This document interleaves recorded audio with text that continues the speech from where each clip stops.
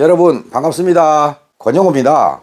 오늘 처음 이 영상을 열으신 분은 닫으시고 337번 7인의 눈은 정확하였다, 이 영상을 먼저 보시고 이 영상으로 돌아오시면 좋겠습니다.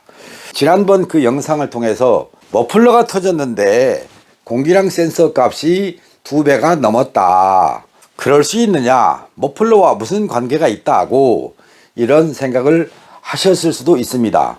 딱 전화를 2통 받았습니다. 다른 분들은 무시했을 것 같습니다. 상당히 깊게 설명을 해드렸는데 그 설명을 들으시고 이제야 이해가 됐다라고 하셨습니다. 그 외에 전화를 안 주신 분들은 모두가 다 이해를 하셨기에 궁금증을 안 가지셨을까, 그런 생각을 해봤고요. 아니면 이거는 말도 안 돼, 이런 생각에서 그냥 흘려버렸을 수도 있겠다, 이렇게 양면성을 가지고 여러분께 보여드리려고 합니다. 여러분, 공기량 센서 값은 엔진으로 들어가기 전에 있고요, 머플러는 저 뒤에 있는데 어떻게 해서 머플러가 터졌는데 흡입 공기량 센서가 2배가 됐을까? 쉽게 이해가 안 될 겁니다. 어쩌면 전화를 주셨던 두 분보다 전화를 안 주셨던, 아니면 무시해버렸던 더 많은 분들이 현명했을지도 모르겠습니다. 그런데 이거를 바꿔 생각하면 아하, 그렇구나 라고 이해하실 수 있을 것 같습니다. 그래서 그날 말씀을 드리기를 시리즈로 올려드리겠다라고 했습니다. 그 첫 번째 시간으로 337번 영상을 준비했던 것이고요. 오늘은 두 번째 시간입니다.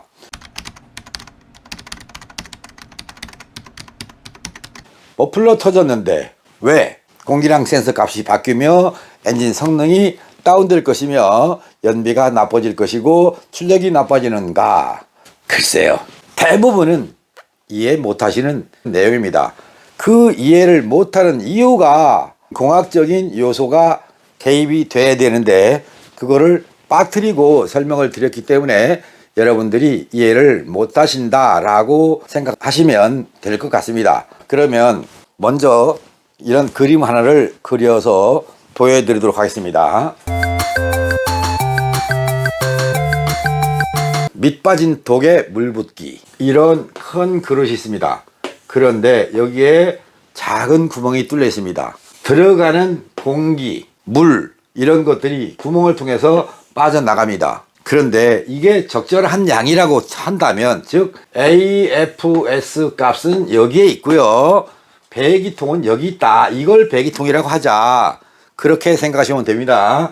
여기 구멍이 크게 뚫어졌어요. 그러면 어떻게 돼요? 물을 부으면 채워질 시간이 없이 그냥 빠져나가는 겁니다. 그러면 여기다가 부어주는 물, 에어프로 센서 값, 공기량 센서 값이 상승하게 된다. 그러면 뚫리기 전에는 밑에가 작은 구멍이 뚫려 있으면 물을 부어도 채워지면서 빠져나가는 거예요. 이게 적절한 배압, 이렇게 부릅니다. 적절한 배압. 그래서 일정한 에어프로 센서 값을 유지시킬 수 있다. 그러면 337번 영상에 의하면 40Hz의 공기량 값을 유지시킬 수 있다. 그 상태일 때가 아이들입니다. 그런데 이 구멍을 키웠어요. 큰 구멍으로 키웠어요. 그러면 더 많은 물을 쏟아 부어야 돼요. 즉 이 공기량 센서 값이 더 올라가야 돼. 그래서 89Hz의 공기량이 들어왔다. 그런데 여기에 맞는 TPS가 아니더라는 얘기죠. 즉 TPS에 맞는 공기량 값이 아니더라. 그러니까 ECU가 ISC라고 하는 아이들 스피드 컨트롤 모터를 통해서 들어오는 공기를 막아서 89Hz를 40Hz 정도로 유지시키려고 하다 보니 안 되더라. 그래서 ECU가 시동을 꺼버린다. 그런 내용을 가지고 있었다면 머플러를 확인해 봤을 것이다. 그런데 여기까지 이해를 못하기 때문에 어떻게 한 20만 원 들어요. 그런데 장담은 못해요 라고 답했다. 그것을 7분이나 되는 정비업체의 대표들이 보고 장담을 못한다고 했다. 이렇게 여러분께 소개를 해드렸던 것입니다. 그러면 자동차 공학으로 바꿔보겠습니다. 어떻게 바꿀 것이냐. 엔진에는 밸브 개폐식이 선도라는 것이 있습니다. 이 밸브 개폐식이 선도에 여기에 AFS가 있다. 공기량 센서가 있습니다. 공기가 들어가는 여기에 뭐가 있어요? 흡입 밸브가 있어요. 인테이크 밸브가 있다. 그리고 여기는 이렇게 타고 나가는 여기에 배기 밸브가 있다. 흡입할 때 밸브가 열려 있습니다. 공기가 들어오면서 이쪽으로 빠져나간다.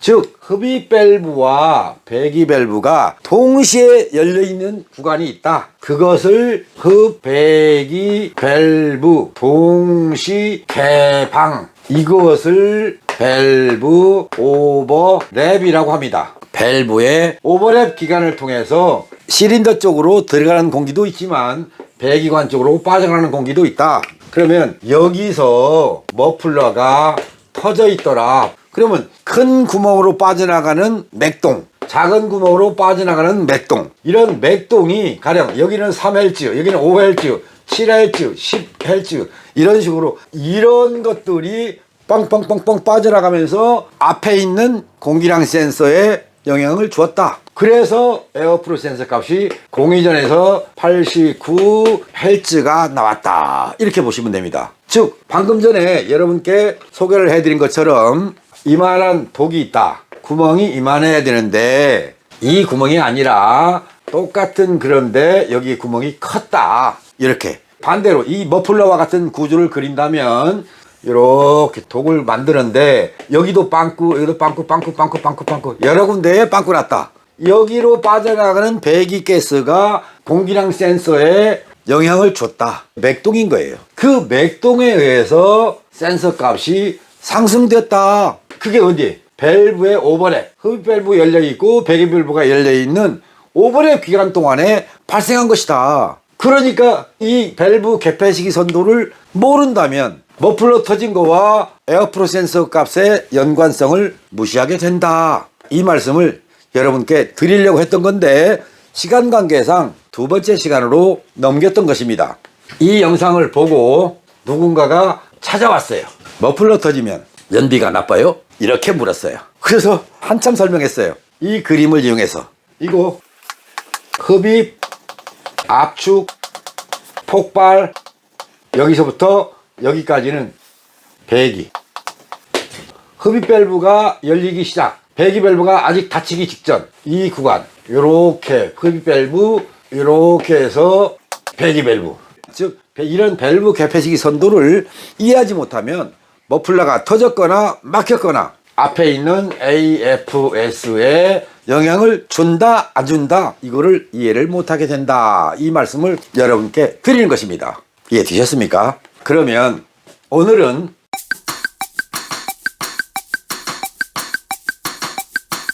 또 다른 얘기로 얼마 전에도 있었던 일입니다. 이거 보이십니까? 이게 뭔지? 그 뭔데요? 이럴 수 있죠. 정상적인 부품을 보겠습니다. 이게 텐션을 갖습니다. 신축성이 있습니다. 여기가 고정되어 있고 이쪽에서 움직인다면 이게 밴딩이 일어나는 겁니다. 딱딱한 상태에서는 드라이브에 넣거나 후진에 넣으면 머플러가 처지거나 올라가서 차체를 때리거나 그걸 막기 위해서 플렉스풀 작용을 하는 주름관을 사용합니다. 정상품이라 이 내부에는 모르잖아요. 그래서 이 위에가 다 손상돼 버린 이런 주름관을 보여드리는 것입니다. 휘는게 보입니까? 이 속에도 보면 주름관입니다.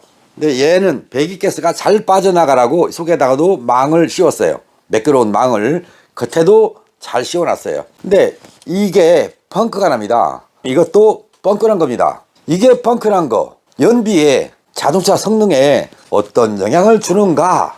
지금부터 여러분한테 그림을 그려서 말씀을 드리겠습니다. 4기통짜리는 제가 하나, 6기통짜리는 2개. 얼마 전에 알티마 자동차에 올라간 6기통짜리의 주름관 이렇게 돕니다. 이렇게 갑니다. 여기에 주름관이 있어요. 그리고 여기에 주름관이 있어요.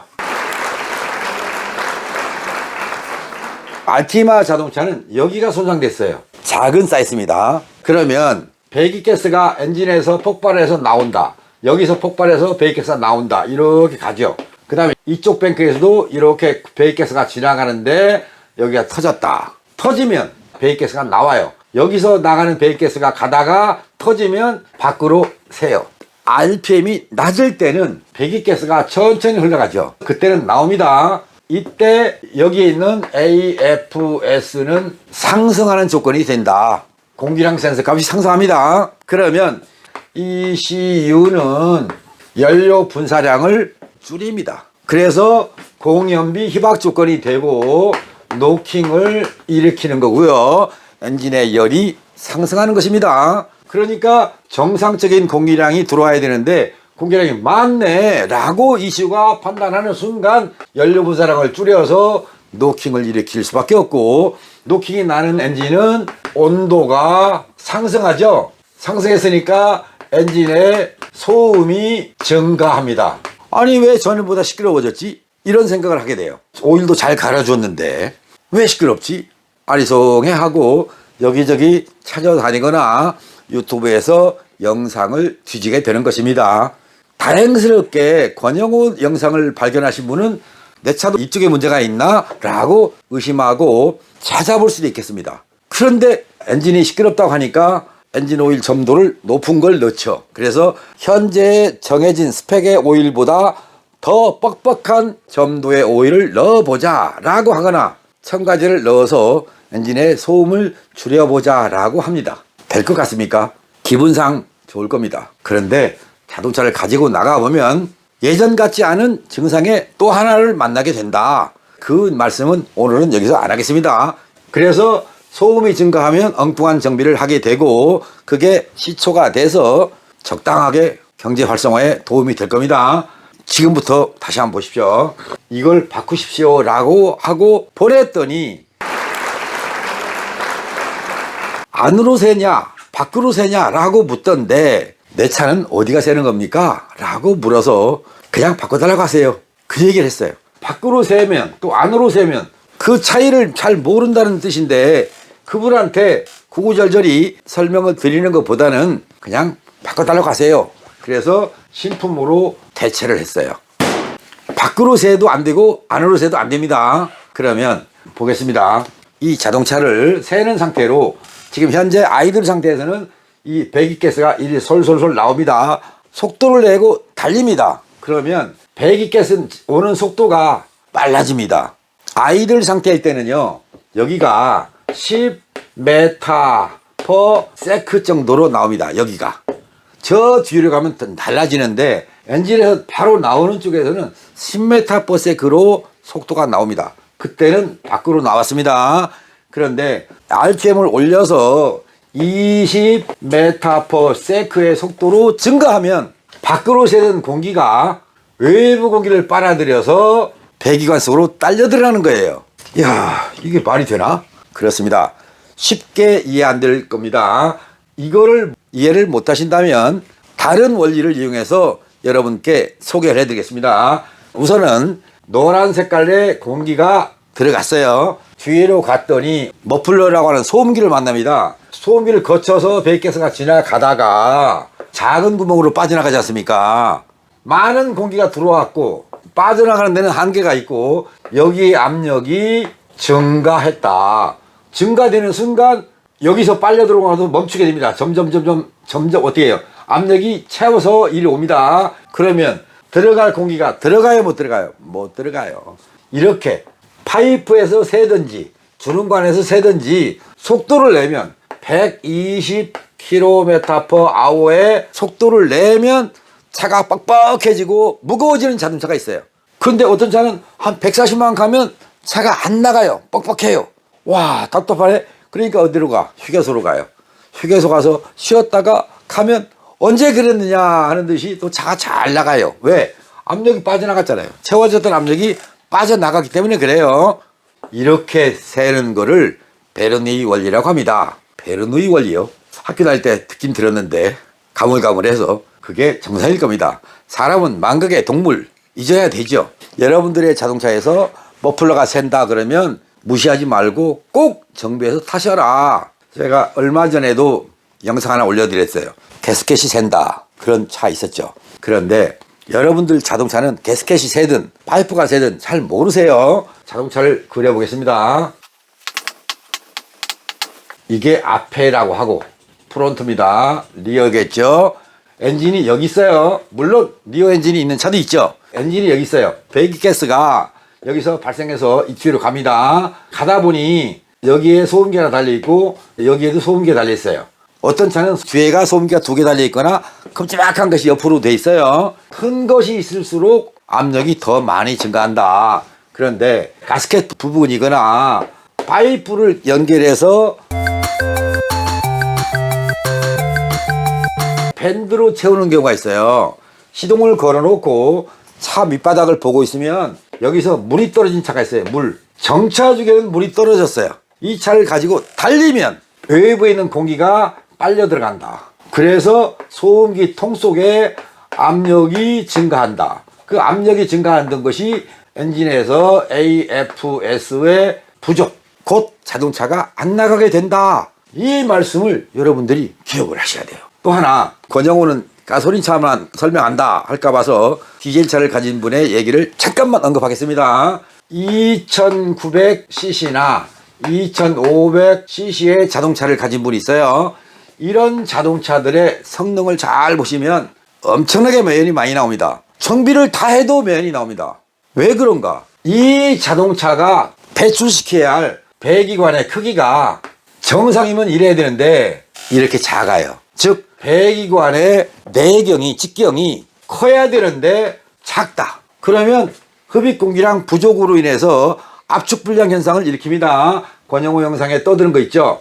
압축말론도 T2 값이 아이들 상태일 때는 정상이었다가 달리면 T2 값이 내려간다. 곧 매연을 뿜게 된다라고 하는 겁니다. 뭐요? 배기관의 크기 때문에 이거 자동차 메이커가 실수한 거예요. 제가 어느 자동차라고 말은 안 하겠습니다. 왜? 그 회사 욕먹이고 싶은지는 않거든요. 그러면 어떻게 정비하면 출력을 높일 수 있겠는가? 매연을 없앨 수 있겠는가? 사이즈를 바꿔주라는 겁니다. 그러면 됩니다. 그게 바로 배합이에요.